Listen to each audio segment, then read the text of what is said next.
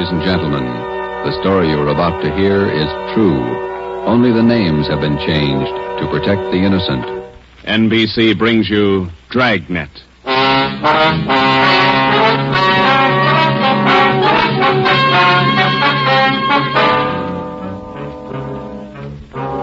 You're a detective sergeant. You're assigned to burglary detail. A gang of hijackers has started to work in your city. Truckloads of valuable merchandise have vanished. The thieves are clever, seem to have a foolproof system. Your job, find them. Dragnet, the documented drama of an actual crime, investigated and solved. The men who unrelentingly stand watch on the security of your home, your family, and your life. For the next 30 minutes, in cooperation with the Los Angeles Police Department, you will travel step by step on the side of the law through an actual case from official police files. From beginning to end, from crime to punishment, Dragnet is the story of your police force in action. It was Thursday, March 6th. It was windy in Los Angeles. We were working the night watch out of burglary detail. My partner's Ben Romero. The boss is Ed Backstrand, chief of detectives. My name's Friday. I was on the way back from the record bureau, and it was 5:35 a.m. when I got to room 2A. Interrogation room. Read this to him, Ben. Yeah. 2,600 dozen nylon stockings, 45 bolts of silk, 58 cases imported perfume. Where are you dumping this stuff, Laval? That's what we want to know. I told you the truth. I have nothing to do with it. I don't know anything about it. What was this stolen waybill doing in the cab of your truck? How many times do I have to tell you? I don't know. Your fingerprints are all over it. You must have carried it there. I didn't carry it there. Somebody's out to frame me. How many in the hijack gang, Laval? I'm not in a hijack game. I told you I don't know. When are you going to let me go? Who's the head of the gang? I don't know any head of the gang. I want to get out of here. You're covering for somebody. I'm not covering for anybody. You take the rap for all this, you're going to have a beard down to your knees by the time you get out. I'm not taking any rap. Then let's have it. Oh, I'm tired. $42,000 worth. You know who took it. You know where it is. They could have disappeared anywhere on their way from the east to the 1,000 places. Nothing was missing from those shipments when they came in on the train. Everything was there when they were unloaded at the warehouse. Then I don't know. I don't know. Every dollar's worth was accounted for when it was loaded on the truck. Well, where is it now? I'm tired. We've been here all night. Laval, let me read it for you again. 2,600 dozen nylon stockings, 45 bolts of silk, 58 cases imported perfume. And you're trying to tell us somebody hijacked all that from the trucks without you knowing it? The trucks were loaded at the warehouse. We went out to eat. We came back, got in the trucks, delivered the stuff, and that's all I know. And while you were out eating, the receipts for the load disappeared, too. Is that right, Laval? I don't know where the waybill's are. The shipping clerk, that's his job. We talked to him. He says one of you could have taken the waybill. Well, then he's lying. I didn't take him. Then what was this waybill doing in the cab of your truck? I told you I don't know. Somebody's trying to frame me. Why? I don't know. Somebody, I don't know why. Then you better come up with an answer, mister. Look, I'm tired. We've been here since 6 o'clock last night. We're all tired. Who are you covering for? What are you trying to build? Any of that coffee left, Ben?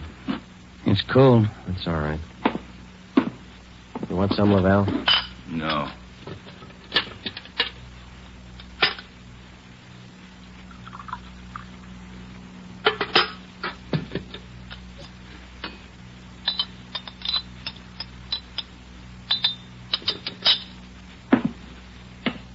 All right, now look, let's get one thing straight.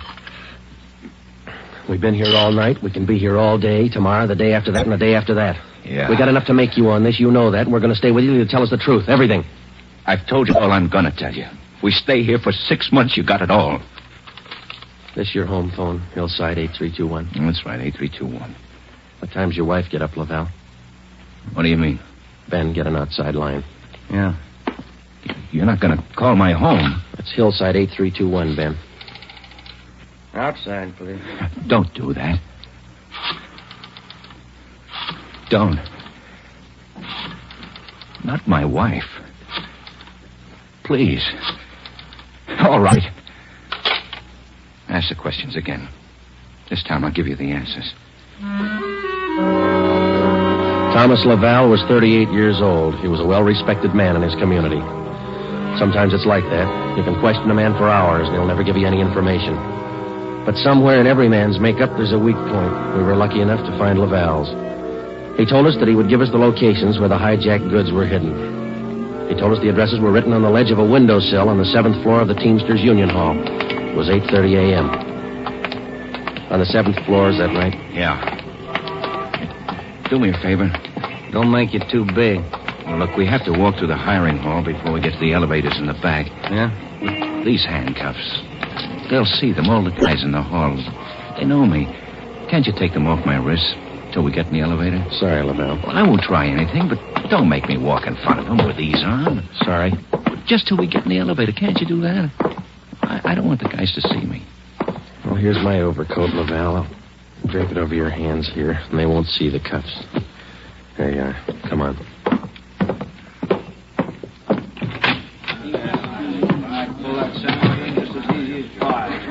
Hi, Tom. How are you? Hi. What's new, Tom? Not much. Oh, that was easy. Let's take the elevator. Yeah.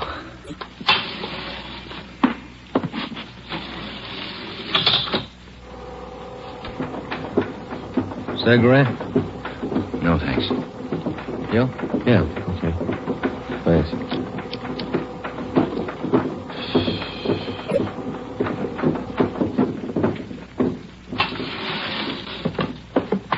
It's down this way. Let me show you. To the left. A window up ahead there. Yeah, this one.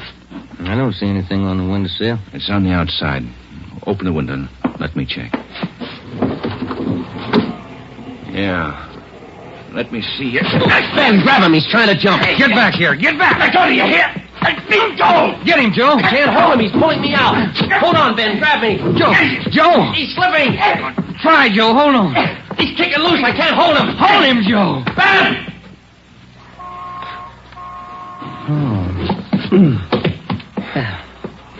I couldn't hold him. You almost went with him. Let's get downstairs. What happened? Call an ambulance. There's been an accident. Thomas Laval was 38 years old. He was a well-respected man in his community. He died with the same reputation. We had a prisoner who'd met his death while in our custody. In cases like this, we had to have witnesses. By the time we got to the street, the usual accident crowd had gathered. Anybody here see the accident? What you want, witnesses? Yeah. Did you see it? Yeah, we saw it. Let's get their names, Ben. My name's Pete Garfield. This is Jack Morris. We'll be your witnesses. You'll probably be subpoenaed for the inquest tomorrow morning. Sure, we'll be there. We saw you push the guy out the window. We saw you kill him. The next morning at 10 a.m. in the basement of the Hall of Justice, Harold J. Lane, Deputy Coroner, City and County of Los Angeles, read the report of the findings of the autopsy on the body of the deceased, Thomas Laval. As is customary at a coroner's inquest, the identification witness was called to testify first. Elizabeth Laval, please. Raise your right hand. Do you solemnly swear that the testimony you're about to give to be the truth, the whole truth, and nothing but the truth, so help you God? Yes. Be seated. State your name. Elizabeth Laval, What is your address? 1216 East Amarillo Drive. What is your occupation? I'm a housewife. What is your relation to the deceased? His wife. Have you viewed the body of the deceased in this office? Yes. Who was the deceased? Husband. Thomas Laval. Is there anything further you wish to add? Thank you. Step down, please. Joseph Friday. Raise your right hand. Do you solemnly swear that the testimony you're about to give to be the truth, the whole truth, and nothing but the truth, so help you God? I do. Be seated. State your name. Joe Friday, What is your address? 4656 Collis Avenue. What is your occupation? I'm a police officer in and for the City of Los Angeles. Are you the investigating and arresting officer on this case? I am. Will you state briefly the facts relating to the death of the deceased? On the morning following the arrest by us of the deceased on suspicion of grand theft merchandise, he expressed a desire to assist us in the apprehension of suspects involved in these thefts and the recovery of property taken in them. Did he assist you? Well, he informed us that if we took him to the Teamsters Union Hall, that he'd be able to obtain addresses of the locations where the stolen property was cached. You then took him there. Yes, we did. What happened? When we arrived, he requested us to remove his handcuffs. We refused. The deceased then informed us that the addresses were written on a window ledge on the 7th floor. When we arrived at the window, under the pretense of searching for the addresses, he threw himself over the ledge. I grabbed his left leg to restrain him, but he kicked loose. Did you at any time have any idea that the deceased planned such action? I did not. What did you do then? We immediately went to the location of the body and had an ambulance dispatched. Do you have anything further to state? No, I have not. Are there any questions from the jury? That's all, Officer Friday. Step down. Peter Garfield. Raise your right hand. Yeah. Do you solemnly swear that the testimony you're about to give to be the truth, the whole truth, and nothing but the truth, so help you God? Yeah. Be seated. State your name. Pete Garfield. What is your address? 1654 North Pico. What is your occupation? Truck driver. Down at General Warehouse. Did you know the deceased? Yeah. How did you know him? I worked with him. And that cop's a liar, and so's his buddy sitting over there. Please confine the testimony of this inquest to facts. Were you present at the time the deceased met his death? I told you I was. And those two cops pushed Tom out of the window. Where were you at the time the deceased was pushed or jumped from the window? Jack and I just left the Union Hall. We were going out the front door when it happened. What attracted your attention? I heard him scream. When I looked up, Tom was falling. That cop was standing at the window watching him. Did you see the officer push him? Yes, I saw him. Did I understand you to say you were on the street outside the building at the time? Yeah. And you saw the officers push the deceased from the window on the 7th floor from your vantage point? Yeah. Isn't it true that that's a physical impossibility? What is? That you could have seen what you testified to from where you were standing? I know they pushed him. You know or you saw? I know, that's all. Tom wouldn't jump out of a window. Then it's true you didn't see the officers push the deceased out of the window? No, I didn't see him. Is there anything further you'd like to add? They must have pushed him. Any question from the jury?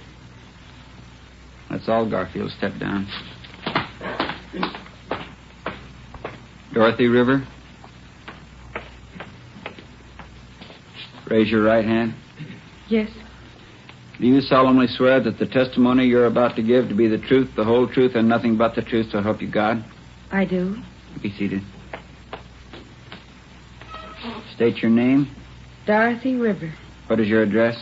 211 South Beverly Drive. And what is your occupation? I'm a stenographer at the Teamsters Union Hall. Were you present the morning the deceased met his death? I was. State where you were and what you were doing. I was in our office on the 7th floor doing some filing. Please state what you witnessed. The filing cabinet in our office is by the door. The office faces on the hallway, and the door happened to be open. I heard a commotion and looked out. I saw those two officers struggling with a man. Did you hear any conversation? Yes. I heard that officer there say, "Get back here, get back." The man outside the window yelled, "Let me go, let me go." This officer here, Officer Friday, said, "He's pulling me out. Hold on, Ben, grab me." How far from the window were you? I'd say about 15 feet. Do you have anything else to add? Yes. As the two policemen started downstairs, Officer Friday said to me, "Call an ambulance. There's been an accident." Thank you, Miss River. Those officers didn't push that man out the window. They were trying to hold him. After hearing additional witnesses, the coroner's jury retired at 11:57 a.m. 8 minutes later, they returned with their decision. The deceased met his death voluntarily and by his own actions. The homicide detail continued the investigation of Laval's death. A week went by. With homicide working one side, we hoped that they might turn up additional leads in the hijacking case. Nothing turned up. It seemed that with the death of Thomas Laval, our leads came to an abrupt stop. On Tuesday morning, March 16th at 9 a.m., we got a call from Chief of Detectives Ed Backstrand. Now, once more, What about the way bills on these shipments? You checked them? Everything we could. Talk to everybody that handled them. And talk to him some more. $42,000 in merchandise doesn't just disappear. Now, who's the last one to handle those way bills? The warehouse shipping clerk. The bills were signed and stamped. 2 hours after he filed them in his desk, they disappeared. What about the truck drivers? You checked them out? Talked to all of them. Nothing so far. Nothing was missing from those shipments until they left the warehouse. Is that right? Yeah. And somewhere in between the warehouse and the delivery points, $42,000 worth of goods disappeared. Somebody's got to be hijacking those loads. We know that, but how do we get to it? Maybe they're working alone. Maybe they're working with the truck drivers. It's one of the others. Got to be. We just hadn't lost Laval. Well, you lost him. That doesn't close the case. You got a suggestion? Yeah, I got a suggestion. Crack it.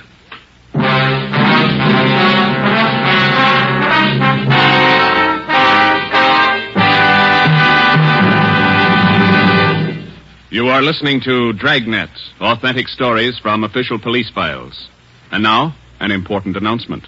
Ladies and gentlemen, we are pleased to announce that starting next Thursday, October 6th, Dragnet will be brought to you by Fatima Cigarettes.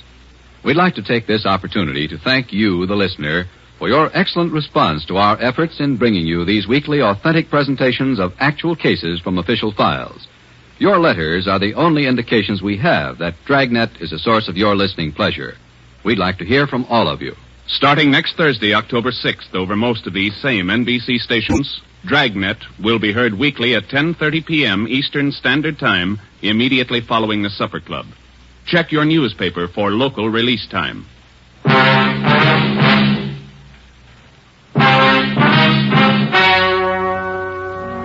We stayed on the job.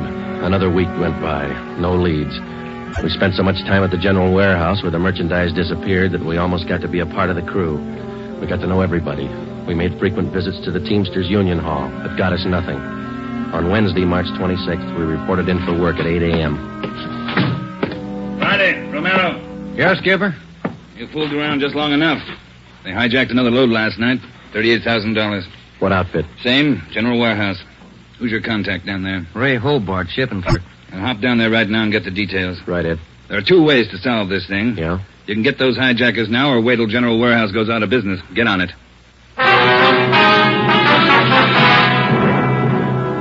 Hobart, who was the shipping clerk on duty last night? I was, working for Siggy, Siegelmeister. He's out with a cold. And you saw the stuff was loaded on the trucks, and you checked the waybill. Yeah, as usual. Everything as usual.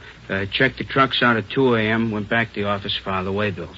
You work a pretty heavy schedule, Hobart. You started at 2 a.m. and you're still on duty? It took the last 4 hours of Siggy's shift, at 2 a.m. to 6 a.m. He had a cold. I was back here at 10 this morning to start my own shift. When did you find out the waybills were missing on that shipment last night? Just before I went off. Maybe 5:30, 5:45. Well, how about the truck drivers who handled that load, Hobart? You got them? Let's see. I got it right here. Okay. Here you go, Sergeant. Jack Morris and Pete Garfield. Jack Morris and Pete Garfield were brought in for questioning. We double-checked with Homicide and found that their reports on Morris and Garfield tallied with ours. No previous records.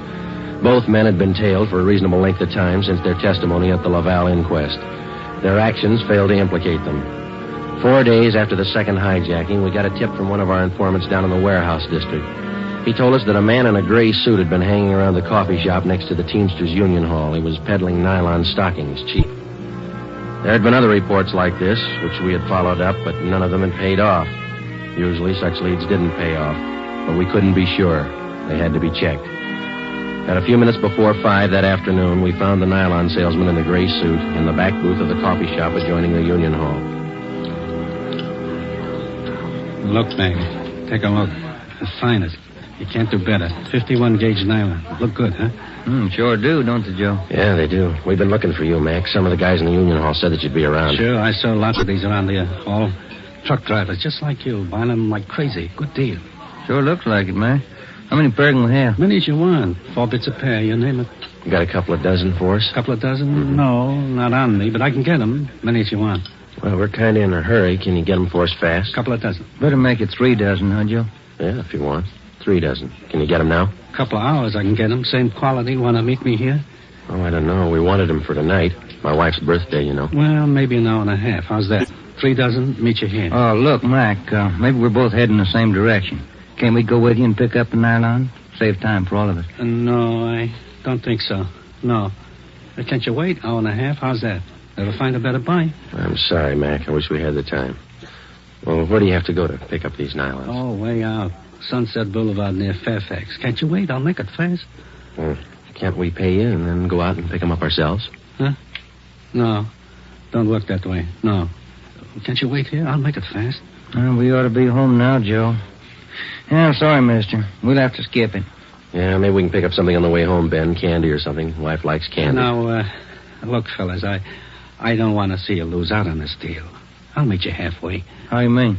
Look, together we'll go out to Sunset and Fairfax, huh? Near the place. You wait there at the hamburger stand, and in 5 minutes I'll bring you the stuff, okay? Oh, I don't know. We're late already, but... All right, it's a deal. I'll call the wife and tell her we're going to be a little later. 3 dozen, is that right? 3 dozen of the best. You can't do better. All right, I'll be back in just a minute.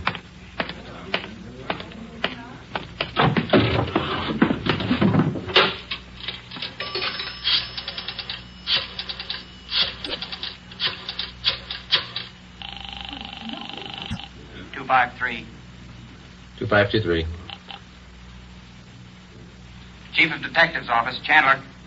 Mike, Joe Friday, Backstrand there? Out right now, Joe.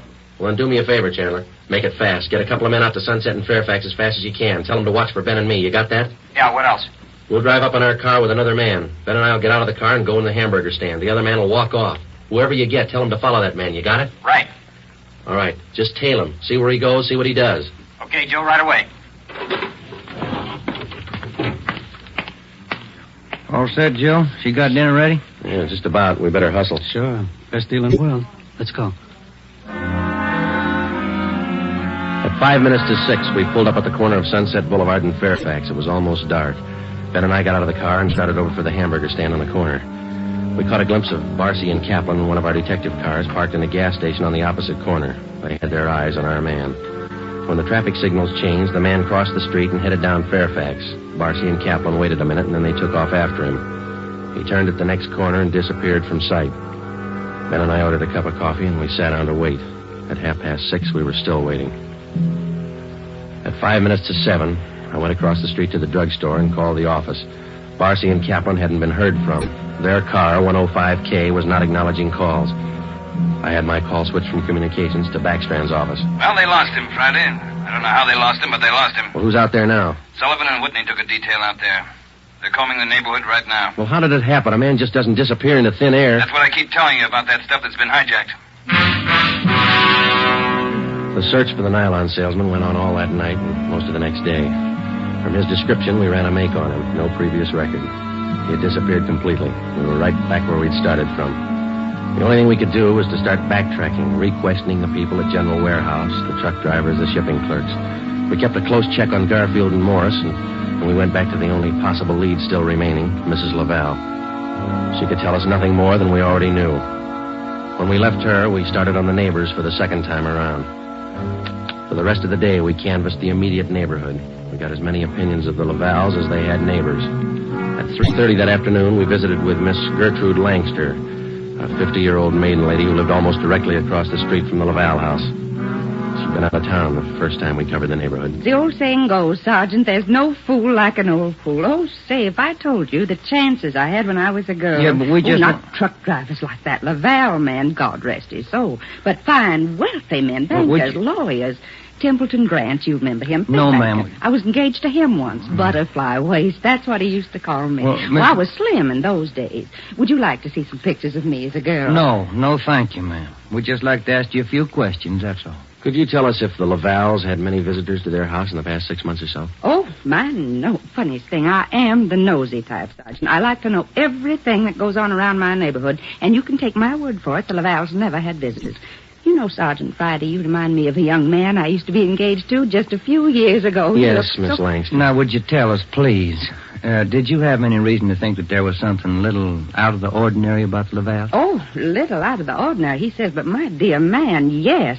Here he was, a truck driver, and there she was with a home furnished like the Astors. Why, I even used to see him cart some of the things home in that car of his, beautiful things, rugs and glassware, bolts of fabric. Oh, gorgeous. And he'd bring these things home after work. Is that it, Miss Langston? Anytime. Day or night, weekends, anytime. Mm-hmm. After 4, Joe, we better call office. Yeah.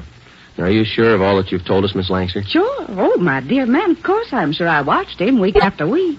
Well, thank you. Won't you stay for a cup of tea? I'll have Josephine fix it. Josephine? No, thank you, ma'am. Well, then, perhaps a glass of sherry? Thank you, no. But there is something. Yes? I wonder if we could use your phone, please. Oh, yes. In the hall, next to the umbrella stand. Thank you, ma'am.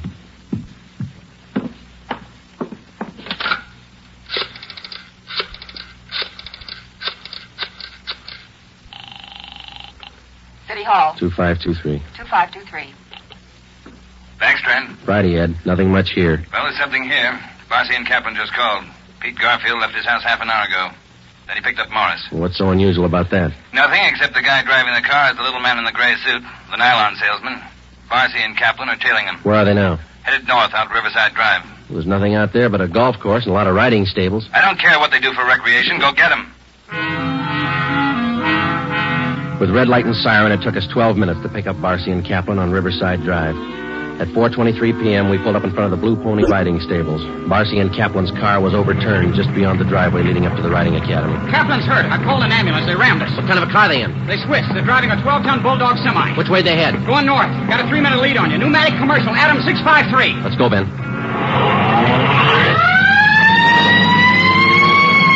Can you see him, Joe? No, not yet. Watch that crossing. Up ahead, Joe. That's a semi. Can you read it? Wait a minute. Adam 653. That's them.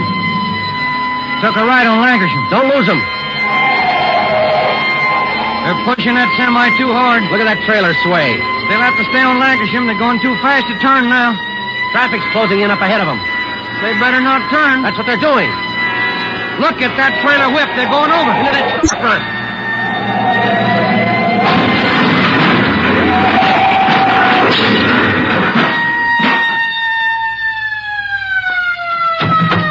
Come on, Ben. You all right? Wait a minute. Let me see. Yeah, they're banged up, but they're alive. Well, there they are, Joe. Yeah. Garfield, Morris, little man in the gray suit. It's funny, isn't it? What's that? Garfield's going to swear we pushed that truck through that window.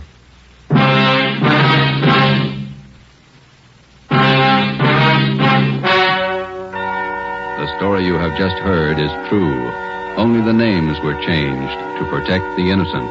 Peter Garfield, Jack Morris, and John Dolfo, the stocking salesman, were hospitalized and later brought to trial. They were convicted on charges of grand theft and received sentences as prescribed by law. They are now serving their terms in the state penitentiary. You have just heard the 18th in a new series of authentic cases from official files. Technical advice for Dragnet comes from the Office of Acting Chief of Police W.A. Wharton, Los Angeles Police Department. Tonight's program is dedicated to motorcycle officer Elmer Forsman of the Fresno, California Police Department, who on the afternoon of October 6, 1946, gave his life so that yours might be more secure. Remember, starting next Thursday night, October 6th, Fatima Cigarettes invite you to listen to Dragnet immediately following the Supper Club. That's 10:30 p.m. Eastern Standard Time over most of these same NBC stations. Check your newspaper for local release time. Dragnet came to you from Los Angeles. Judy Canova joins the star lineup of Saturday shows tonight on NBC.